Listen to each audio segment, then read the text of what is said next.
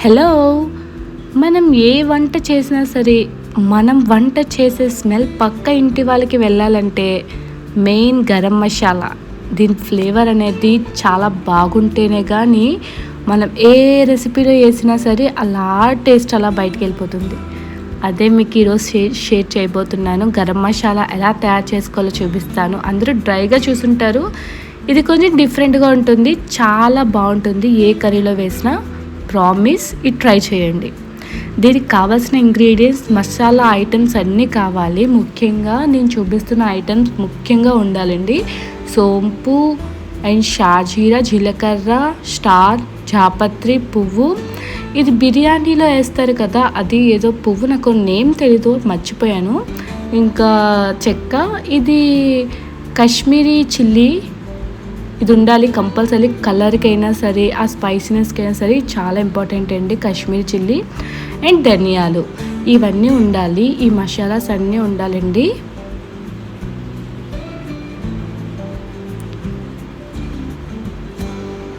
ఇది మామూలుగా అన్నీ పచ్చివే తీసుకోండి, దీన్ని ఫ్రై చేయవలసిన అవసరం లేదు. ఒక దాంట్లో హాట్ వాటర్లో ఈ మసాలాస్ అన్నీ వేసేయాలి. మరుగుతున్న వాటర్లో ఏవైతే మసాలాస్ ఉన్నాయో ఆ మసాలాస్ అన్నీ 1 by 1 వేసేయండి. అందులో అవి జస్ట్ మునిగినంత వరకు, అంటే వాటర్ పీల్చుకుంటే కదా మసాలాస్ అన్నీ, అంతవరకు ఉడికితే చాలు. ఏదో పెద్దగా ఎక్కువ హై ఫ్లేమ్లో పెట్టేసి ఉడకబెట్టేవలసిన అవసరం లేదు.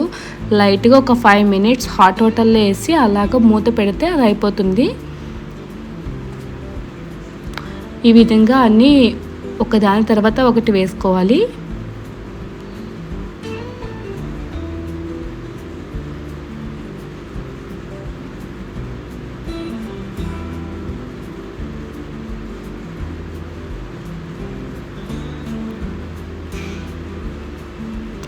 ఆ జాజికాయ అనేది చితక్ కొట్టి అందులో వేయాలండి, ఎందుకంటే అలా వేసేస్తే అది అవ్వదు, అది నానదు. సో దాన్ని చితక్ కొట్టి అందులో వేయాలి. తర్వాత ఇది ఇంపార్టెంటే, బట్ అందరి ఇంట్లో ఉండకపోవచ్చు.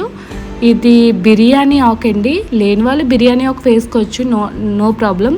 కానీ ఇది బిర్యానీ కన్నా డబల్ టేస్ట్ వస్తుంది. ఇది చూడండి, ఇది ఆకు.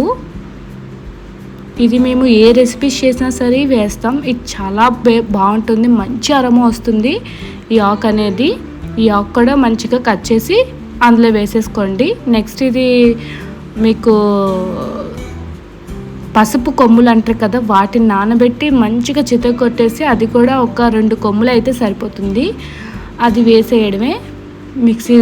మిక్సీ గ్రైండర్లో వేసి బాగా పేస్ట్ చేసుకుందాం. పేస్ట్ అంటే మరీ థిక్ పేస్ట్లో చేసేయద్దు, ఇలా వస్తే సరిపోతుంది.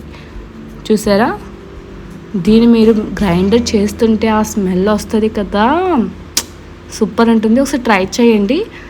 సో ఇది మీరు 1 week మీరు స్టోర్ చేసుకోవచ్చు ఫ్రిడ్జ్లో, ఎన్ని మంత్స్ అయినా ఉంటుంది. సో మీకు ఈ వీడియో నచ్చినట్లయితే ప్లీజ్ సబ్స్క్రైబ్. బాయ్.